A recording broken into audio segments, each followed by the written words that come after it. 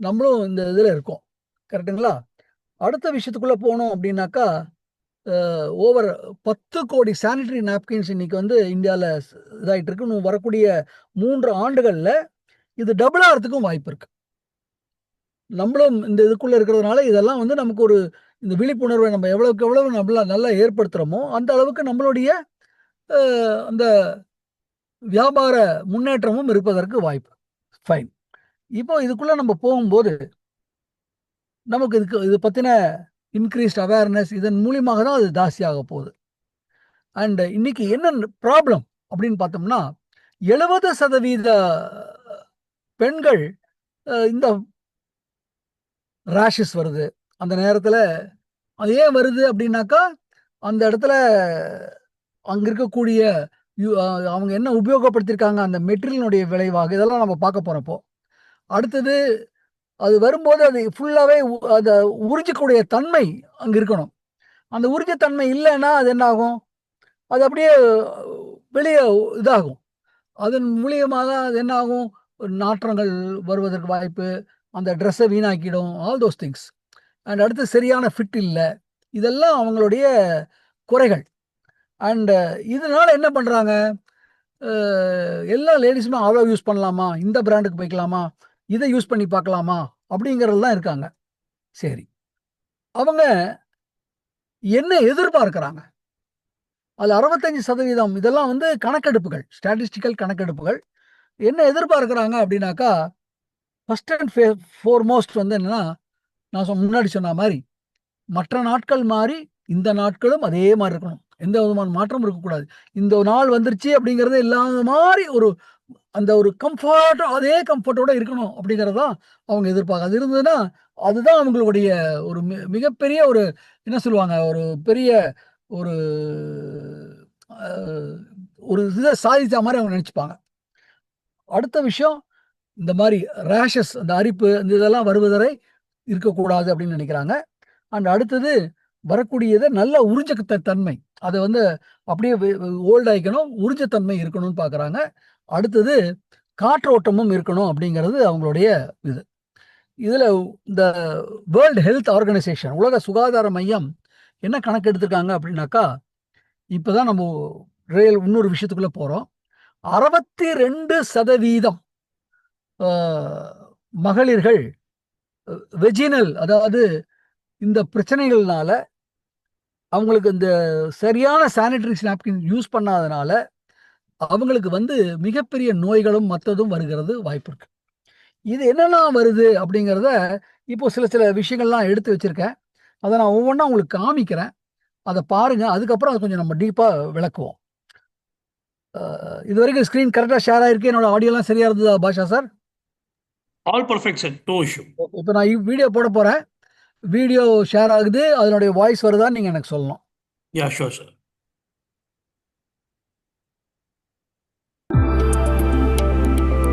Video share ஆகுதா? Yes sir. Perfect sir. No issue. வீடியோல sound வருதா? Yes sir. Perfect sir. Okay.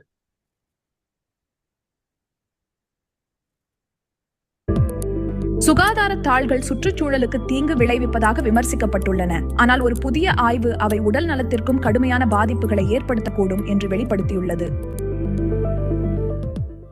Toxic link என்ற ஒரு தொண்டு நிறுவனம் நடத்திய ஆய்வின்படி, சுகாதார தாள்களில் உள்ள ரசாயனங்கள் பெண்களில் புற்றுநோய் மற்றும் கருத்தரிக்க முடியாமை ஆகியவற்றின் அபாயத்தை அதிகரிக்கக்கூடும். ஆராய்ச்சியின்படி, பொதுவாக அதிகம் பயன்படுத்தப்படும் சுகாதார தாள்களில் புற்றுநோய் ஏற்படுத்தும் ரசாயனங்கள், இனப்பெருக்கத்திற்கு தீங்கு விளைவிக்கும் ரசாயனங்கள், உடல் ஹார்மோன்களை பாதிக்கும் மற்றும் ஒவ்வாமை ஏற்படுத்தும் ரசாயனங்கள் போன்றவை உள்ளன. இவை உடல் நலத்திற்கு மிகவும் தீங்கானவை. இந்த ஆய்வு இந்தியாவில் பொதுவாக கிடைக்கும் 10 வகை சுகாதார தாள்கள் மீது நடத்தப்பட்டது. மேலும் அனைத்து மாதிரிகளிலும் புற்றுநோய் ஏற்படுத்தும் வாய்ப்பு உள்ள தலேட்கள் மற்றும் எளிதில் ஆவியாகும் காரிக ரசாயனங்கள் இருப்பது கண்டறியப்பட்டது. தேசிய குடும்ப ஆரோக்கிய கணக்கெடுப்பு இந்தியாவில் 15 முதல் 24 வயதுக்குட்பட்ட பெண்களில் சுமார் 64% பேர் சுகாதார தாள்கள் பயன்படுத்துகிறார்கள் என்று வெளிப்படுத்தியுள்ளது. இப்போ இதுவரைக்கும் நம்ம என்ன பேசிட்டு இருந்தோம் அப்படின்னாக்கா, அந்த வெளியே வரக்கூடிய அந்த டிஸ்சார்ஜ்னால ஏற்படக்கூடிய அந்த அன்கிளென்லினஸ், அதாவது அந்த சுத்தம் இல்லாத தன்மை, அந்த வாசனை, அது வந்து நம்ம ட்ரெஸ்ஸை வீணாக்குது அப்படிங்கிறத பற்றி பேசினோம். ஆனா இங்க என்ன வருது பாருங்க. இதனால அதை யூஸ் பண்ணுவதனால பலவிதமான நோய்கள், அவங்களுக்கு குழந்தை இல்லாம போறதுக்கு உண்டான விஷயங்கள், கேன்சர் வரைக்கும் எடுத்துட்டு போகக்கூடிய இது இருக்கு அப்படிங்கிறத ஆய்வு நிறுவனங்கள் எடுத்திருக்காங்க. இத வந்து நான் காமிச்சேன் இல்லைங்களா?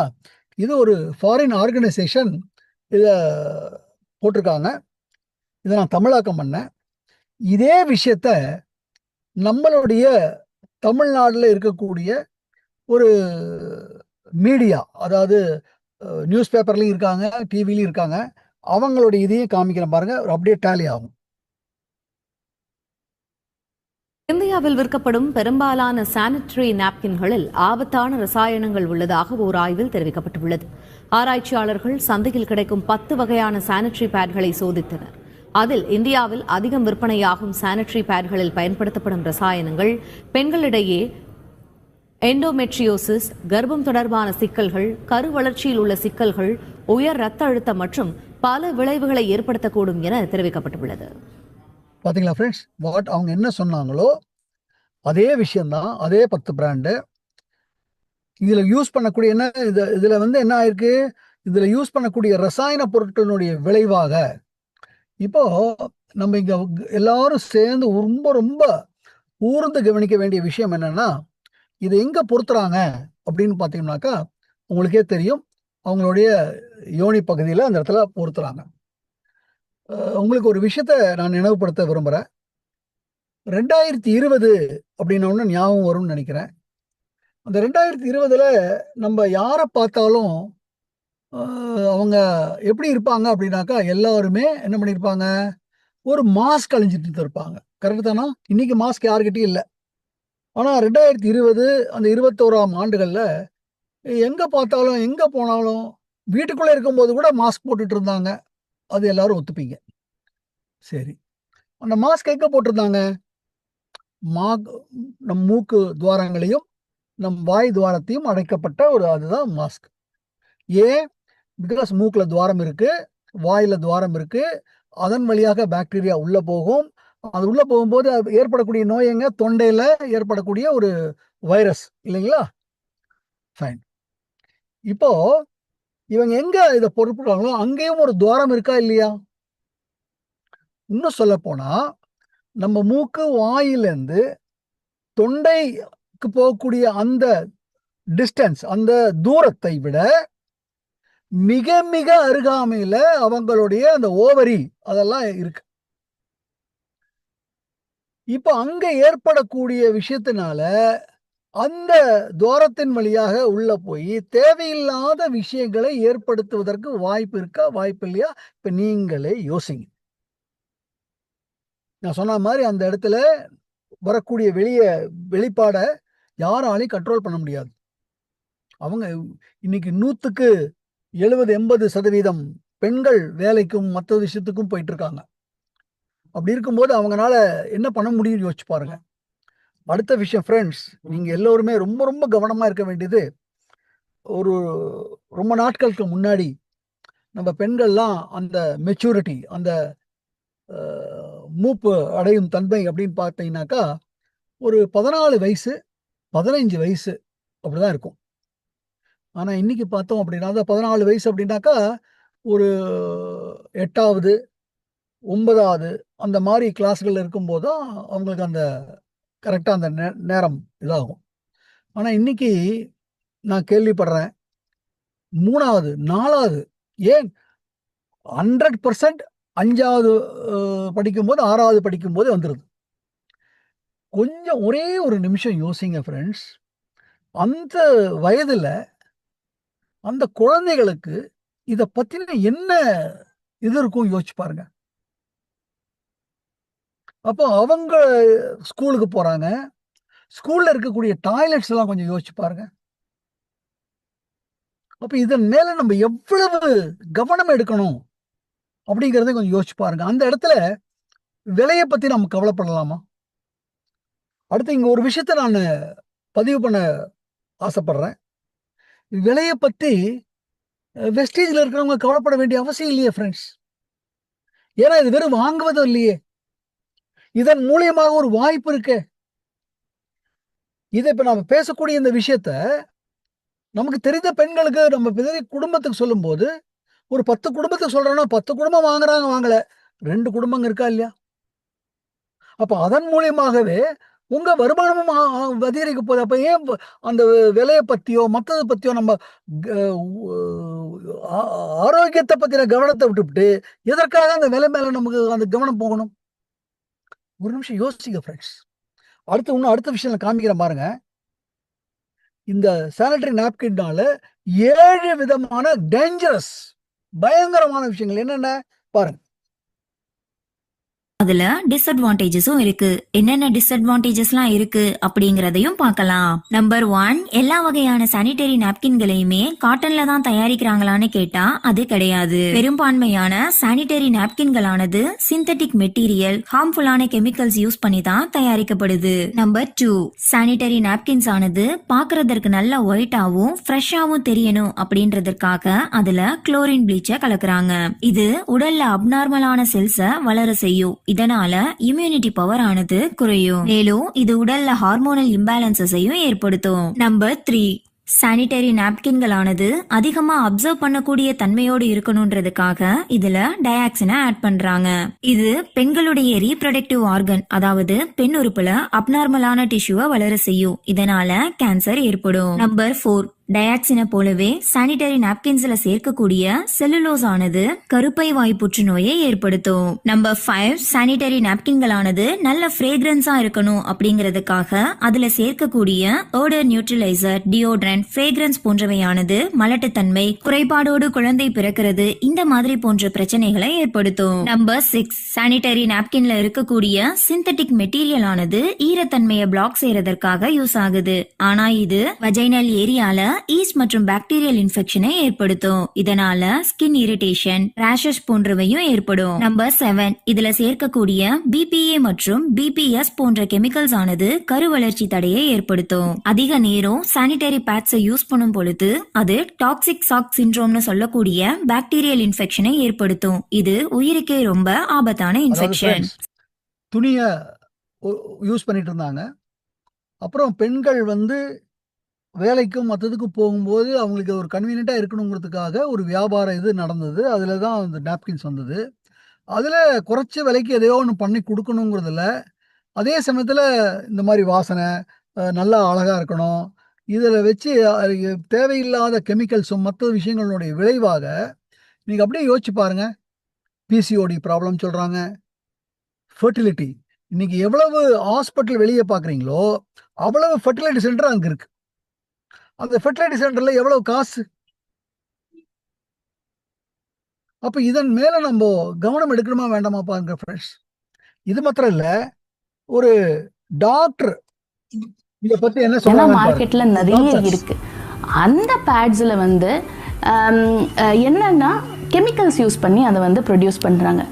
பேசிக் சப்ஸ்டன்ஸ் செல்லுலோஸோ காட்டனோ அதுதான் இருக்கும். அதுதான் நல்ல ரத்தத்தை உறிஞ்சி இழுத்துக்கும். அதை ஈரத்தன்மை படாம இருக்கிறதுக்கு 4 பிளாஸ்டிக் கவர் அளவுக்கான பிளாஸ்டிக் அதுல கோட் பண்றாங்க. இனிஷியலா அது ஒயிட் கலர்ல இருக்காது, நமக்கு அவைலபிளா இருக்க மாதிரி. அது ஒரு மாதிரி ப்ரௌன் கலர்ல இருக்கும். அதை வெள்ளப்படுத்துறதுக்கு நிறைய கெமிக்கல்ஸ் போட்டு அதை சுத்தப்படுத்துறாங்க. அது வெஜைனாக்குள்ள டைரக்டா அந்த கெமிக்கல்ஸ் போய் ப்ராப்ளம் வர்றதுக்கான நிறைய சான்சஸ் இருக்குன்றது ஆய்வுகளே சொல்லுது. ஸோ என்னெல்லாம் கெமிக்கல்ஸ் இருக்கு? Dioxins, phthalates and volatile organic compounds. இதெல்லாம் நேரடியாக நம்ம வல்வா அண்ட் வெஜைனா இந்த யோனி பகுதியில் படும்போது டைரெக்டாக கர்ப்பப்பைக்கும் கர்ப்பப்பை வாய்க்கும் நிறைய கெடுதல்கள் ஏற்படுறதுக்கு நிறைய ரிசர்ச்சஸ் இருக்குது. ஸோ இதெல்லாம் தெரியாமல் இன்க்ளூடிங் மீ நிறைய நாள் யூஸ் பண்ணியிருக்கோம். மக்களுக்கு தெரியாமையே இதெல்லாம் நம்ம உபயோகப்படுத்தி இதனால என்னென்ன ப்ராப்ளம்ஸ் வரலான்னு சொன்னால் கேட்டால் உங்களுக்கே ஷாக்கிங்காக இருக்கலாம். ஒன்று கர்ப்பப்பை சம்மந்தப்பட்ட ப்ராப்ளம்ஸ், குழந்தையின்மை சம்மந்தப்பட்ட ப்ராப்ளம்ஸ், எண்டோக்ரைன் ப்ராப்ளம்ஸ், சில நாளமில்லா சுரப்பிகள், அந்த ஹார்மோனல் ப்ராப்ளம்னு சொல்கிறோம்ல, அதெல்லாம் வரலாம். அண்ட் மோஸ்ட் இம்பார்ட்டன்ட்லி கர்ப்பப்பை வாயில் கேன்சர் கூட வர்றதுக்கான வாய்ப்புகள் இருக்குது அப்படின்றது ஆய்வு முறைகளில் கண்டுபிடிச்சு. புரிஞ்சுதா? இவ்வளவு பிரச்சனைகள் இங்கே இருக்கு. அப்போ இதன் மேலே நம்ம கவனம் எடுக்கணும். அடுத்தது நான் சொன்ன மாதிரி நம்மளுடைய குழந்தைகள் அந்த சின்ன வயசில் அவங்க ஸ்கூலுக்கு போகிறாங்க, ஸ்கூலில் டாய்லெட்டை யோசிச்சு பாருங்க. அப்போ நம்ம எவ்வளோ கவனம் எடுக்கணும், எவ்வளோ தூரத்திற்கு நம்ம அவங்களுக்கெல்லாம் இதெல்லாம் அந்த விழிப்புணர்வை ஏற்படுத்தணும் அப்படிங்கிறதையும் பார்த்துக்கோங்க. ஃபைன். இப்போ இந்த இதில் நம்மளுடைய டியூ கார்டன் உமன் என்ன எதிர்பார்க்குறாங்க அப்படின்னா கிளென்லினஸ் இதெல்லாம் எதிர்பார்க்குறாங்க. நான் சொன்ன மாதிரி அவங்களுக்கு எந்த விதமான அந்த 4 நாட்கள் மற்ற நாட்கள் மாதிரியே இருக்கணும் அப்படிங்கிறது தான் அவங்களுடைய எதிர்பார்ப்பு. அந்த நேரத்தில் அவங்களுடைய ஹைஜீன், அவங்களுடைய அந்த சுகாரத்தன்மை, அது என்ன பண்ணுறது, சுத்தத்தன்மை, அது வந்து ரொம்ப ரொம்ப கவனமாக இருக்கணும் அப்படின்றத பார்க்குறாங்க. வேலைக்கு போகிறாங்க, அங்கே வராங்க, அதனால் அதன் மேலே கவனம் எடுக்கிறாங்க. பட் அதில் பண்ண முடியல அவங்களால. அண்ட் அடுத்த விஷயங்கள் பார்த்தீங்கன்னாக்கா, இதனால வரக்கூடிய தேவையில்லாத ஆரோக்கிய சீர்கேடுகள் இருந்தும் தப்பிக்கணும் அப்படிங்கிறது அவங்களுடைய இதாக இருக்குது. அண்ட் இன்னைக்கு நான் சொன்ன மாதிரி 500 சைக்கிள்ஸ் ஒரு சாதாரண விமன் சந்திச்சாக வேண்டும் அவங்களுடைய வாழ்க்கையில். ஃபைன் ஃப்ரெண்ட்ஸ், தேவையில்லாமல் எதையோ பண்ணிட்டு உட்காந்துருக்கீங்க. டேக்கிங் கேர் ஆஃப் இதுக்கெல்லாம் ஒரு இதாக தான் நம்மளுடைய டியூ கார்டன் இதாகி வந்திருக்கு ஃப்ரெண்ட்ஸ். நான் சொன்ன மாதிரி 1970s தான் முதல்ல இந்த நாப்கின்ஸ்கள் இன்ட்ரடியூஸ் ஆனிச்சு. அண்டு இதெல்லாம் வந்து news paper cuttings and other things இப்போ காமிச்சது தான் உங்களுக்கு. இதை நம்ம எலாபரேட் பண்ணுங்கிற அவசியம் இல்லை, உங்களுக்கு தெரியும். இதுவும் நான் சொன்னது தான். இப்போது நம்ம வந்து ஒரு கம்பேரிசன் உங்களுக்காக நான் காமிக்கிறேன். பாருங்கள், நம்மளுடைய டியூ கார்டன் மற்ற லீடிங் பிராண்ட் வச்சுருக்கேன், அந்த கவரை திருப்பி வச்சுருக்கோம். இது என்ன நடந்திருக்கு அப்படிங்கிறத பாருங்கள். Hello friends, RS Rajan. இப்போ வந்து நம்மளுடைய டியூ கார்டன் ப்ளஸ் வெளியே இருக்கக்கூடிய பாப்புலர் 2 பிராண்டு இதை நம்ம டெமோ பண்ணுறதுக்காக இந்த வீடியோ ஷூட் பண்ணிகிட்ருக்கோம். இப்போ இங்கே பார்த்தீங்கன்னா நம்ம டியூ கார்டன் வச்சுருக்கோம், நம்ம பாப்புலர் பிராண்டும் வச்சுருக்கோம். ப்ளஸ் ஒரு பவுலில் தண்ணி, அந்த தண்ணியில் வந்து உஜாலா கலந்துருக்கோம், ப்ளூ, ஸோ தட் அந்த நிறம் தெரியறதுக்காக. Plus we also have a syringe. அந்த சிரிஞ்சு பார்த்திங்கன்னா 20 ml. ஸோ நம்ம எவ்வளோ தண்ணி எடுக்கிறோங்கிற நம்ம அளவு தெரியுறதுக்காக அந்த சிரிஞ்சு வச்சுருக்கோம். ஸோ இதை வச்சு நம்ம இப்போது டெமோ பண்ண போகிறோம் ஃப்ரெண்ட்ஸ். ஹலோ ஃப்ரெண்ட்ஸ், இப்போது இந்த 3 பேக்கையும் நம்ம பிரிக்க போகிறோம். முதல்ல ஒரு பாப்புலர் பிராண்டை கட் பண்ணுறாங்க, பாருங்கள். முதலேருந்தே பிரித்து காமிக்கிறோம் உங்களுக்கு, ஏன்னா அந்த பேக்கிங்லேருந்து எப்படி இருக்குது பாருங்கள். பிரிச்சிருக்காரு. இந்த பேக்கை காமிக்கணும். ஓகே, எடுக்கிறாங்க. ஓகே, இந்த பேக்கில் ஒரு ஸ்மால், ஒரு சின்ன ப்ரொடெக்டிவ் இது கொடுத்துருக்காங்க. இதை எடுத்துட்டாங்க. இது ஒரு பேக்கு. இது புல்லுக்குள்ளே எப்படி இருக்குது அப்படின்னாக்கா இது அப்படியே வச்சுருக்காங்க. இந்த பேக்கை இப்போ நம்ம பிரிச்சுட்டோம், இதை நம்ம சீல் பண்ண முடியாது.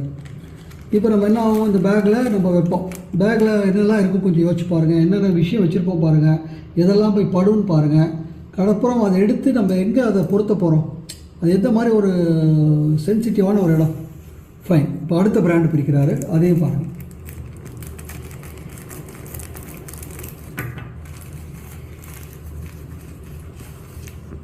இதையும் பிரிச்சிருக்காரு. இப்போ அந்த பேக்கை பாருங்கள், அதுவும் அப்படி தான். அதுவும் பிரித்தாச்சு. அதை இப்போ திருப்பி சீல் பண்ண முடியாது. இப்போ இதை பண்ணணுன்னா என்ன பண்ணணும், ரப்பர் பேண்டை போட்டு எதாவது பண்ணி வைக்கணும் நம்ம. அதெல்லாம் நடக்குமா கொஞ்சம் யோசிச்சு பார்த்துக்கோங்க. இது 2வது. இப்போ நம்மளுடைய டியூ கார்டன், அந்த டியூ கார்டன் பேக்கிங் பாருங்கள். அங்கே பாருங்கள், ஒரு ஃப்ளிப் ஓப்பன் கொடுத்துருக்காங்க. ஒரு கம் இருக்குது, அதை எடுக்கிறாங்க, ஃப்ளிப்பு. அது வந்து பார்த்தீங்கன்னாக்கா அதோட ப்ரொடெக்டிவ் அலுமினியம் ஃபாயில் ஓகேங்களா, உள்ளே எடுக்கிறாங்க. அந்த பேக்கிங் எடுத்துட்டாங்க. இப்போ திருப்பி என்ன பண்ணலாம், அதை எடுத்து திருப்பி அப்படியே சீல் பண்ணிக்கலாம். இப்போ இந்த இது நம்ம எங்கே வச்சாலும் எதாவது ப்ராப்ளம் இருக்குமா.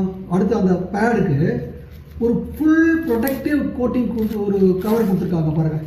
கம்ப்ளீட் ஃபுல்லாக ப்ரொடெக்ட் ஆகி அதை மாத்திரம் கூட நம்ம தனியாக எடுத்துகிட்டு போகலாம். இப்போ இதை எடுத்துட்டாங்க.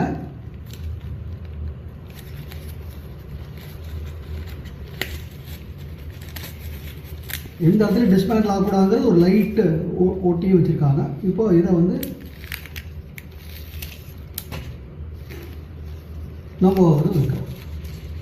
இப்போது நம்ம பேக்கிங் பிரிக்கும் போதே உங்களுக்கு தெரியும் நம்ம பேக்கிங் எப்படி இருக்குது, மற்ற பேக்கிங் எப்படி இருக்குது பாருங்கள்.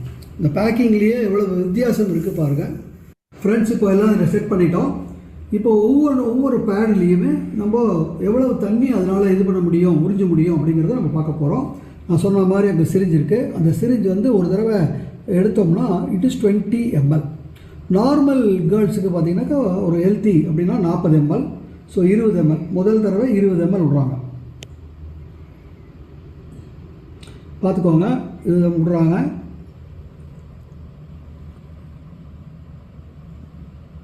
மேலேயே இருக்குது, உள்ளேயே கூட போகல, முள்ள தான் உள்ளே போகுது. ஒரு 20 ml விட்டுருக்காங்க ஒரு பேட்டில். அடுத்த 20 ml எடுக்கிறாங்க, அடுத்த பேட்டில் விட்றாங்க.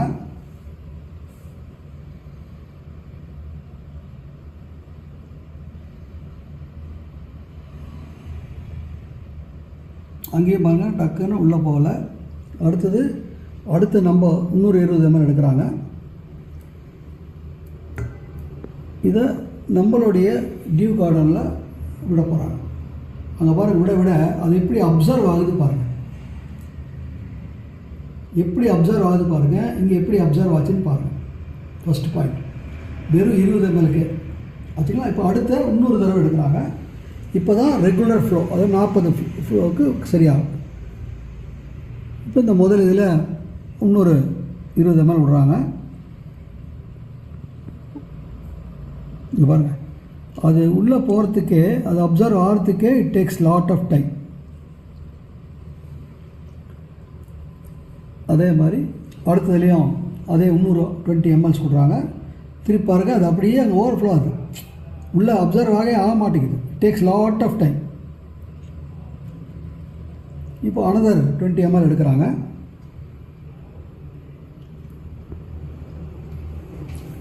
நம்மளே விட்றாங்க. பாருங்கள், டக்குன்னு எப்படி அப்சர்வ் ஆகுது பாருங்கள், எவ்வளோ சீக்கிரமாக அது அப்சர்வ் ஆகுது அப்படிங்கிறத நீங்கள் பார்க்கலாம். ஓகே, இப்போது 20 ml ஆச்சாச்சு. இப்போது வெட்னஸ் ஃபீல் பார்க்கலாம். அவர் இப்போ டச் பண்ணி காமிப்பார் பாருங்கள். பாருங்கள் தண்ணி எப்படி இருக்குது பாருங்கள், அது எவ்வளவு தண்ணி அங்கே பாருங்கள். see the வெட்னஸ், வெறும் நார்மல் ஃப்ளோக்கு வெட்னஸ். இங்கே பாருங்கள் தண்ணியே வெளியே வருது, கேட்டுங்களா. இப்போ நம்புது எவ்வளவு ட்ரையாக இருக்குது பாருங்கள், ஃபுல்லாக ட்ரையாக இருக்குது. இது டோட்டலி வெட்டு, இதுவும் டோட்டலி வெட்டு. இது கொஞ்சம் வெட்டில் கம்மி. பார்த்தீங்களா ஃப்ரெண்ட்ஸ், வெறும் நார்மல் ஃப்ளோக்கு உண்டான 40 mlயே நம்மளுடைய அதர் பிராண்ட்ஸ் தாங்கலை. இப்போது நார்மல் லேடிஸ் வந்து பார்த்திங்கன்னா அந்த 40 mlங்கிறது ஒரு 15லேருந்து 20% தான் இருக்கும். பட் 70 to 80% பார்த்திங்கன்னா இட்ஸ் ஓவர்ஃப்ளோ ஒன்லி. பார்த்தாலும் உங்களுக்கு தெரியும், எல்லா கேர்ள்ஸுமே பார்த்திங்கனாக்கா ஹைலி அனிமிக்காக இருப்பாங்க. காரணம் இதுதான், ஐவி பிளட் ஃப்ளோ. இப்போது அனதர் 40 ml விட்டு பாருங்கள். இப்போது அனதர் 20 ml எடுத்திருக்காரு. அதை இப்போ விட்டு இந்த மேலே விட்றாரு. பாருங்கள், உள்ளேயே போக மாட்டேங்குது, வெளியே வெளியுது பாருங்கள். அது எப்படி உங்களுக்கு கேமராவில் தெரியும் உங்களுக்கு நல்லா. அடுத்ததுலேயும் விடுறாங்க அனதர் 20 ml. இப்போ டோட்டலாக என்ன இருக்குன்னா 40 + 20 60 ml தான் ஆயிருக்கு. அங்கே பாருங்கள், வெளியே எப்படி ஓவர்ஃப்ளோ ஆகி வெளியே வருது அப்படிங்கிறத கொஞ்சம் தயவு செய்து அந்த பிராண்டில் பாருங்கள். இப்போ நம்மளதில் எடுக்கிறாங்க. இப்போ நம்மளதில் விட போகிறாங்க. பாருங்கள் எவ்வளோ சீக்கிரம் டக்குன்னு அப்சர்வ் ஆகுது பாருங்கள். உங்கள் முன்னாடியே 40 இருந்தாலும் இந்த 220 விடும்போது எவ்வளவு சீக்கிரமாக அது உறிஞ்சி உள்ளே எடுக்குதுன்னு கொஞ்சம் பாருங்கள். இப்போ 60 ஆச்சு. அனதர் 20 எடுக்கிறாங்க. இப்போ தான் 80 ஆக போகுது.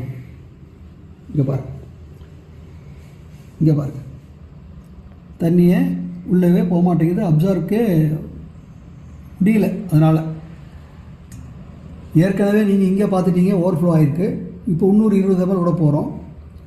இப்போ ஒரு ஓவர்ஃப்ளோ இருக்கிறவங்க இந்த மாதிரி பேடை வாங்கினாங்கன்னா அவங்க எவ்வளோ பாருங்கள், வெளியவே ஓடி வந்துருச்சு தெரியுதுங்களா. அவங்களுடைய ட்ரெஸ் எல்லாம் இதாகி அவங்களுக்கு எப்படி இருக்கும் கொஞ்சம் யோசிச்சு பாருங்கள் ஃப்ரெண்ட்ஸ். இப்போ 80 ml ரெண்டுலேயும் ஆயிடுச்சு. இப்போ இன்னொரு 20 ml எடுத்து நம்மளது போட்டோம்னா 80, நம்மளது 80 ஆகும். அங்கே பாருங்கள், இப்போ நம்மளதுலேயும் விடுறாங்க. இது பாருங்கள், விட அது எவ்வளவு சீக்கிரமாக உள்ளே அப்சர்வ் உரிச்சி எடுக்குது பாருங்கள். தண்ணியை டக்கு டக்கு டக்கு டக்கு டக்குன்னு உள்ளே எரிஞ்சுது பாருங்கள். அதுதாங்க முக்கியம். இப்போ பாருங்கள், இப்போது டச் பண்ணாலே எப்படி இருக்குது பாருங்கள். தண்ணி அப்படியே வெட்டிங்காக இருக்குது. அதே மாதிரி இதுவும் வெட், அது ஃபுல்லாகவே வெளியே வந்துடுச்சு. கை தொடச்சிக்கணும்.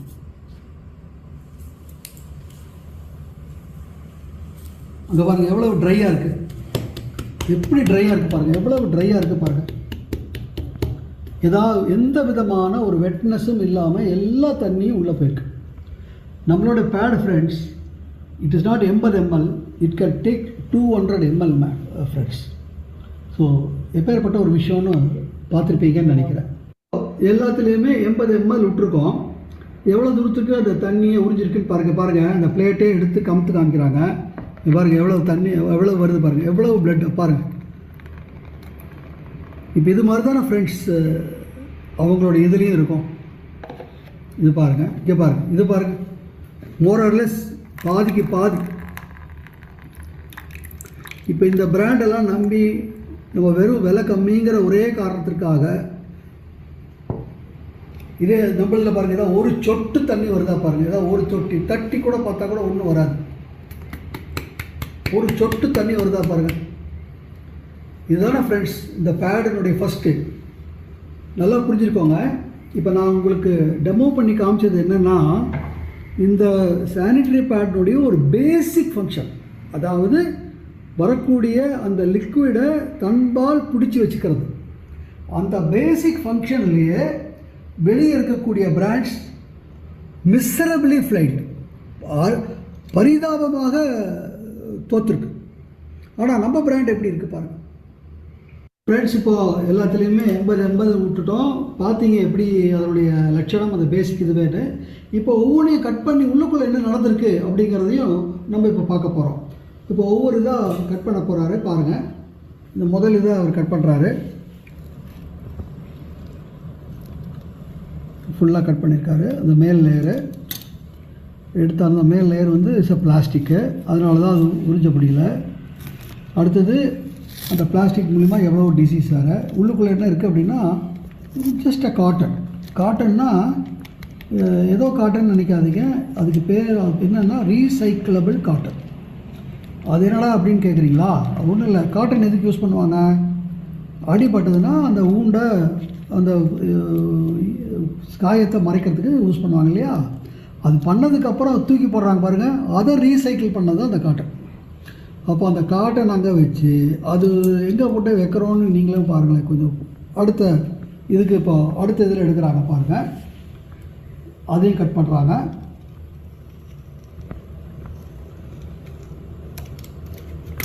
அதுலேயும் அதே மாதிரி டாப் லேயர் வந்து சாதாரண ஒரு பிளாஸ்டிக் லேயர்.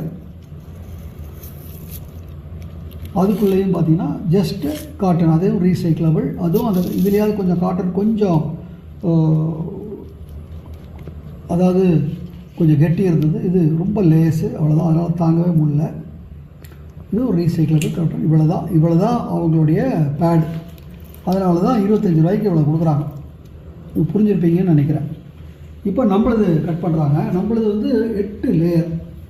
ஸோ மேலே இருக்கிறத கட் பண்ணுறாங்க. இந்த மேல் லேயர் பார்த்தீங்கன்னாக்கா it is a cottony material. அதாவது நல்லா உறிஞ்சக்கூடிய காட்டன் மாதிரியான ஒரு அற்புதமான ஒரு மெட்டீரியல். இது நிறையா இதை உறிஞ்சக்கூடிய ஒரு விஷயம். இதை எடுத்ததுக்கப்புறம் உள்ளுக்குள்ளே இங்கே இருக்கிறது காட்டன் இல்லை. இது என்னன்னு கேட்டிங்கனாக்கா ஜெல். அதை எடுத்து காமிப்பாங்க பாருங்கள். It is a gel.